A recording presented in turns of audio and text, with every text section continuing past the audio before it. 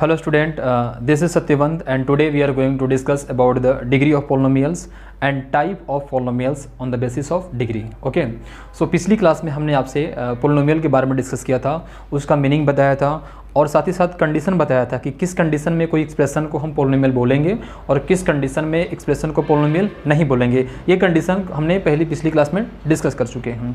उसके बाद हमने आपको कांस्टेंट बताया था कि कांस्टेंट क्या होता है, वेरिएबल क्या होता है, फिर टर्म्स जो आते हैं वो क्या होते हैं, कोफिशिएंट क्या होते हैं, वो क्या होते हैं। आज हमें बताना है डिग्री ऑफ पोलिनोमियल कि पोलिनोमियल का डिग्री क्या होता है।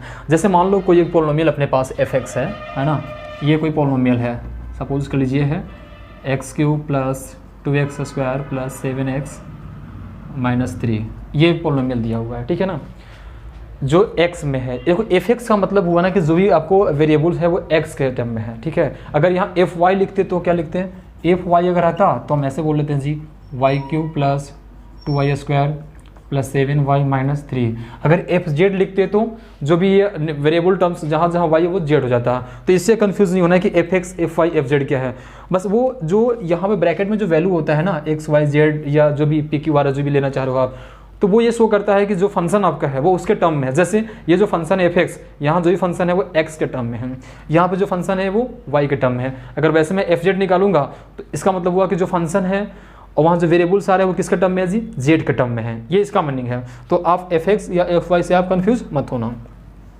अब हम बात करते हैं डिग्री। अब हमें अगर डिग्री बताना है ना तो उसका डेफिनेशन ये है कि the highest power of x in A polynomial fx। जैसे अगर हमने पोलिनोमियल fx माना है तो इस पोलिनोमियल में जो x की जो हाईएस्ट पावर होगा उसको हम डिग्री बोलेंगे। तो देखो x का पावर यहाँ पे कितना है जी 3, ये x का पावर यहाँ पे कितना है जी 2 और x का पावर यहाँ पे कितना जी, कुछ नहीं तो कितना है 1 है। तो ये जो फंक्शन आपका fx है उसमें x का अलग अलग जगह कई पावर है। जैसे इस टर्म के लिए यहाँ पर x का पावर 3 है, इस टर्म के लिए x का पावर 2 है, इस टर्म के लिए x का पावर 1 है। तो x का अलग अलग एक्सपोनेंट है, x का अलग अलग पावर आपको दिख रहा है। अब आपको क्या करना है कि उन सभी पावर में से, मतलब कि उन सभी एक्सपोनेंट में से जो मैक्सिमम पावर आपको दिखा वो आपका डिग्री हो जाएगा। जैसे यहाँ पे मैक्सिमम पावर कितना है जी 3, इसका मतलब कि इसका जो डिग्री हो जाएगा वो कितना हो जाएगा, इसका अगर हम डिग्री की बात करें तो कितना हो जाएगा जी 3 आंसर। मतलब ये सबसे आसान सवालों में से एक होता है। क्यों? क्योंकि इससे आसान सवाल आपसे क्या पूछा सकता है कि आपको एक फंक्शन दे देगा और उससे बोलेगा आपको कि ये पोलिनोमियल के लिए बताओ इसका डिग्री क्या होगा। तो कितना आसान है कि आपको जो वेरिएबल आपके टर्म्स उसमें आएंगे उसका पावर को देखना है, सिर्फ उसके पावर को देखेंगे और जो उसका मैक्सिमम पावर होगा वो अपना आंसर हो जाएगा। जैसे अगर हमने ऐसे लिख दिया आपको y4 + 7y² + 3, यही लिखा हुआ सिर्फ, तो यहाँ पे देखो जो वेरिएबल है वो क्या है y है और उसका पावर कितना है जी यहाँ पे 4, यहाँ पे पावर कितना है 2। तो जो वेरिएबल था उसका मैक्सिमम पावर कितना है जी 4 है, तो इसका डिग्री कितना हो जाएगा 4 हो जाएगा। अच्छा, एक और एग्जांपल अगर हमने ऐसे आपको लिख दिया 6x 7 + 5x6 + 7x, इस तरह से लिखा हुआ है जी 4x - 3, इस तरह से दिया हुआ है।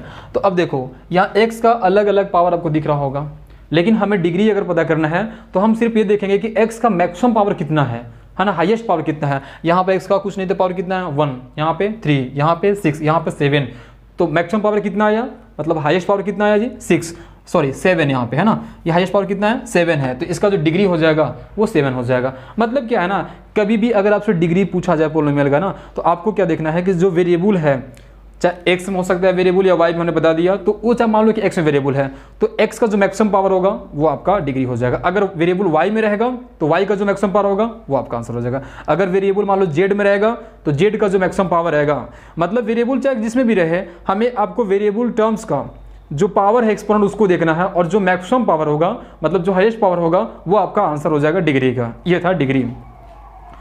तो ये था आपको डिग्री ऑफ पोलिनोमियल। अब हम क्या करेंगे कि डिग्री के बेसिस पे हम पोलिनोमियल को क्लासिफाइड करते हैं, ठीक है। उसके कई टाइप है जिसमें से मैं कुछ बता रहा हूं आपको। एक होता है कांस्टेंट पोलिनोमियल, ठीक है, कांस्टेंट पोलिनोमियल। देखो कांस्टेंट पोलिनोमियल में क्या होगा, एक ऐसा पोलिनोमियल, ठीक है, एक ऐसा पोलिनोमियल जिसका डिग्री कितना हो जी 0 हो, जिसका डिग्री 0 हो। जैसे अगर मैं ये बोलूँ आपको सिर्फ 5 लिख दिया, तो अब यहाँ पे देखो 5 के साथ कोई वेरिएबल टर्म्स आपको दिख ही नहीं रहा है, लेकिन अगर आप चाहो तो उसमें ऐड कर सकते हो। कैसे, देखो 5 को 5 × 1 लिख सकते हैं, बोलो हाँ, क्यों? क्योंकि आप जानते हो कि 1 को किसी भी नंबर से मल्टीप्लाई करेंगे तो कोई फ़र्क नहीं पड़ता है। अब जब 5 को इस तरह से लिखा तो ये 5 को 5 छोड़ दिया जी, ठीक। अब जो 1 है उसको हम क्या ले सकते हैं, x raise to the power 0 ले सकते हैं। क्यों? क्योंकि आप जानते हैं समथिंग का पावर 0 कितना होगा, 1। तो इस 1 को हम ऐसे ले सकते हैं। अब जैसे ऐसे लिखा तो आपको क्या दिख रहा है कि हाँ वेरिएबल एक टर्म x है और इस वेरिएबल का जो पावर है वो कितना है जी, 0। तो इसका मतलब कि जिसका डिग्री 0 होगा ना, जिसका डिग्री 0 होगा उसको हम क्या बोलेंगे, कांस्टेंट पॉलिनोमियल। ये अपने आप में क्या है, कांस्टेंट पॉलिनोमियल है, ठीक है।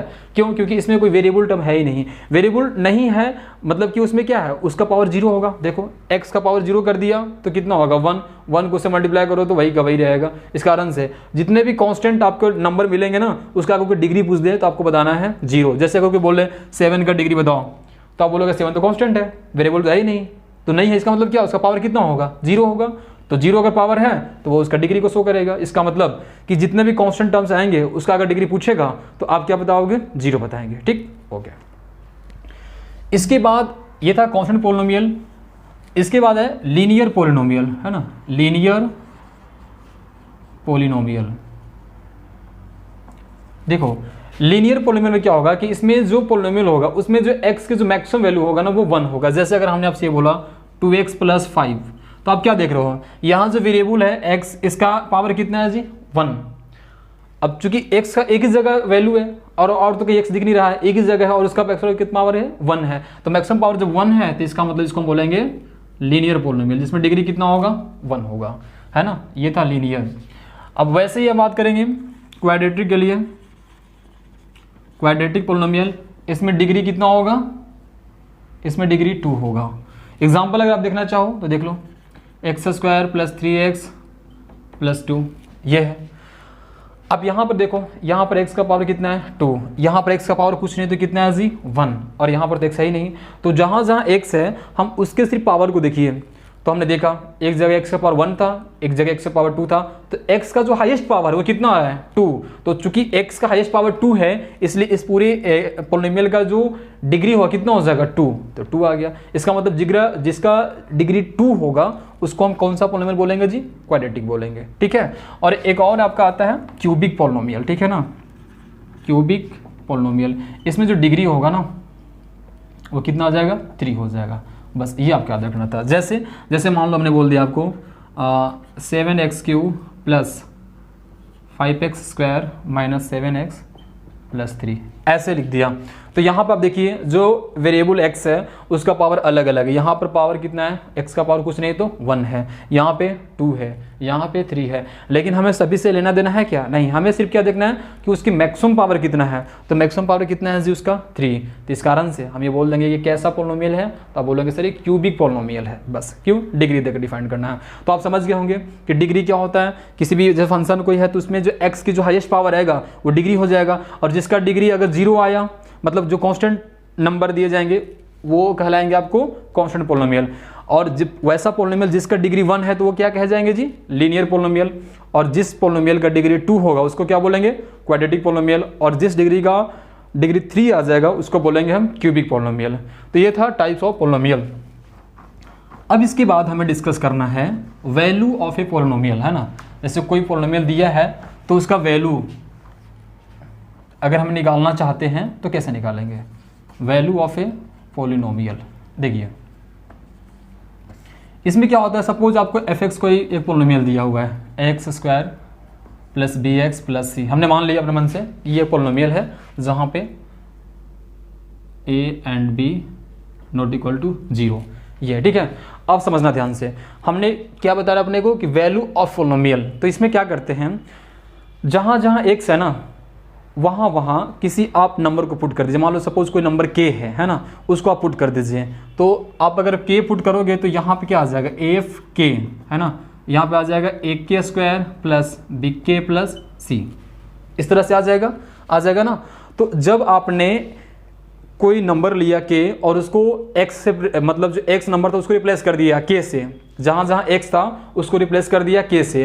तो k से रिप्लेस किया तो फिर इसको जब आप सॉल्व करोगे, इसको जब आपको सॉल्व करोगे तो यहाँ कुछ ना कुछ वैल्यू आएगा और यहाँ जो वैल्यू आएगा वही कहलाएगा value of polynomial at the at x equal to k, मतलब कि ये जो आएगा वो वैल्यू ऑफ पोलिनोमियल होगा कहाँ, जहाँ पे x इक्वल टू आपने के पुट किया उसके लिए वैल्यू आ जाएगा। जैसे एग्जांपल अगर हमने आपको एक दिया fx एक दिया पोलिनोमियल कि ये fx है suppose 3x square plus 5x plus 1, ठीक है, और हम चाहते हैं कि यहाँ पर x इक्वल टू 2 पे वैल्यू क्या होगा, है ना, तो आप क्या निकालिए f2 निकालिए, है ना, क्यों, क्योंकि आप चाहते हैं x इक्वल टू 2 पुट करना कि अगर हम x का वैल्यू 2 पुट करेंगे तो उस पोलिनोमियल का वैल्यू कितना होगा। तो उसमें करना क्या होता है कि जहाँ जहाँ x है, जहाँ जहाँ x है वहाँ वहाँ आपको 2 पुट करना है। तो देखो यहाँ पर x था 2 पुट कर दिया, यहाँ पे 3x है ना तो 2 पुट कर दो, 5x है ना 2 पुट कर दो और ये 1, तो ये आ गया 3 इंटू 4 प्लस 5 इंटू 2 प्लस 1, ये आ गया जी 12 प्लस 10 प्लस 1, ये कितना हो गया 12 और 10 22 और ये 23। तो 23 जो आया ये है value of fx at x equal to 2, मतलब कि इस ये जो फंक्शन है ना fx इसका वैल्यू है 23 कब, जब x इक्वल टू 2 हमने पुट किया। तो ये आपका बताता है value of polynomial x at x equal to k, जहाँ पे k आपको मर्जी पड़े 2 ले लो, k का मर्जी पड़े 3 ले लो, जो भी ले लो। ये एक जनरलाइज हो गया कि अगर किसी भी x इक्वल टू अगर आप निकालना चाहते हो k पे वैल्यू तो आपको इस तरह से पुट करना है। बस सिंपल कुछ नहीं करना होता है, जो फंक्शन दिया है और जिस वैल्यू पर आपसे वो वैल्यू निकालवाना चाह रहा है तो जहाँ जहाँ x होगा वहाँ वहाँ वैल्यू पुट कर देना। जैसे अगर हमने fx ये दिया और आपसे पूछ दिया कि बताओ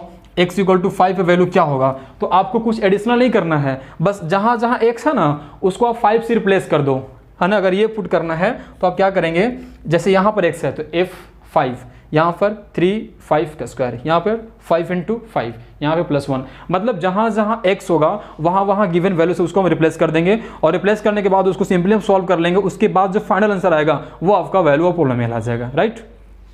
चलिए अब जब हमें ये पता चल गया वैल्यू ऑफ पोलिनोमियल, तो उसके बाद एक टर्म्स है जो हम बहुत अच्छे से समझ सकते हैं, वो है जीरो ऑफ पोलिनोमियल, ठीक है, जीरो ऑफ पोलिनोमियल,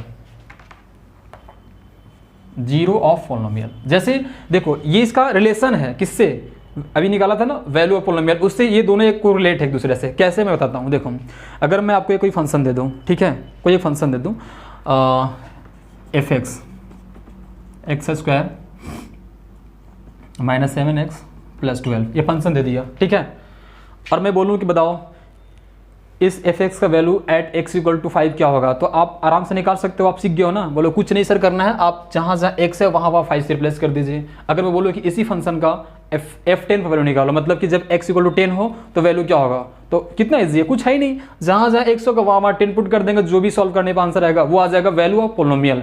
लेकिन हमें भी डिस्कस क्या करना है, जीरो ऑफ पोलिनोमियल। तो देखो जीरो पोलिनोमियल क्या होगा, जैसे आपको कोई वैल्यू दिया गया, ठीक है, उस वैल्यू पर आप उसने वैल्यू निकाला पोलिनोमियल का वैल्यू पुट करके, अब अगर उस वैल्यू पे पूरे जो fx का वैल्यू है सॉल्व करने पे अगर उसका वैल्यू जीरो आ जाता है ना, तो हम ये बोलेंगे कि जिस वैल्यू के लिए आपने सॉल्व कराया वो उसका जीरो कहलाएगा। जैसे अगर हमने ये बोला कि इस fx का अल्फा एक जीरो है, alpha is zero of fx, है ना, अल्फा जो है वो fx का जीरो है, इसका मतलब ये हुआ कि जब आप x के जगह अल्फा पुट करोगे तो उसका वैल्यू कितना आएगा, जीरो आएगा।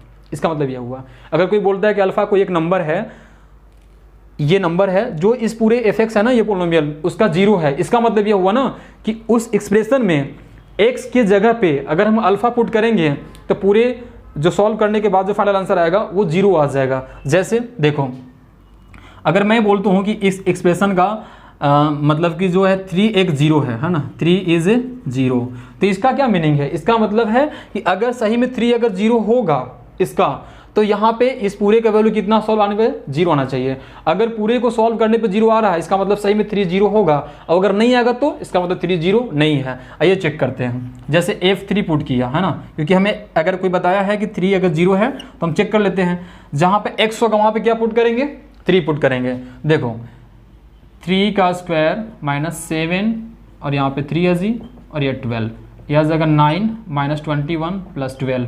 अब देखो 9 और 12 कितना हो गया, 21 माइनस 21 कितना आया, जीरो। आप क्या देख रहे हो कि f3 कितना आ रहा है, जीरो। तो चूंकि f3 का वैल्यू जीरो आ रहा है इसका मतलब कि 3 क्या है, इसका मतलब ये होता है कि 3 is zero of fx। fx, मतलब कि ये जो fx था ये वाला, उसका 3 क्या है, 0 है। तो कोई अगर आपसे पूछे कि 0 क्या होता है तो आप बोले कोई रियल नंबर अगर अल्फा 0 है तो f अल्फा कितना होना चाहिए, 0 होना चाहिए। मतलब कि फंक्शन जो आपको दिया गया fx, उसमें अगर हम x के जगह पर अगर अल्फा पुट करें तो सॉल्व करने के पूरे का मान कितना आना चाहिए, 0। अगर ऐसा हो रहा है तो अल्फा जो है उसका 0 कहलाएगा, ठीक है। जैसे हमने अगर यहाँ बोला कि ये आपका fx दिया हुआ है और हमने बोला कि 3 इसका 0 है, इसका मतलब कि अगर हम यहाँ पर x के जगह पर 3 पुट करेंगे तो सॉल्व करने पे पूरे का वैल्यू जो है वो क्या आएगा, 0। देखो यहाँ पर आ रहा है कि नहीं, 0 आ रहा है। तो अगर f3 0 है तभी हम बोलेंगे कि 3 क्या है, 0 ऑफ fx है ना। तो अगर आपसे कोई बोले कि अल्फा जो है किसी का 0 है ना, fx का, तो इसका मतलब आप तुरंत बोल दोगे कि अगर ये किसी का 0 है तो इसका मतलब कि f अल्फा निकालेंगे तो इसका वैल्यू कितना होना चाहिए, 0 होना चाहिए। ये था जीरो ऑफ पोलिनोमियल, ठीक है।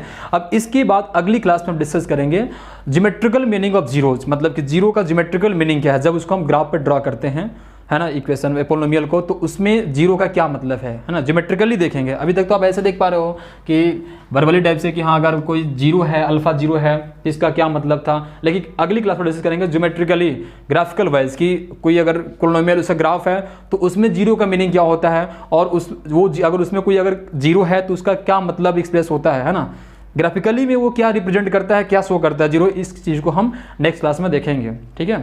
Thank you.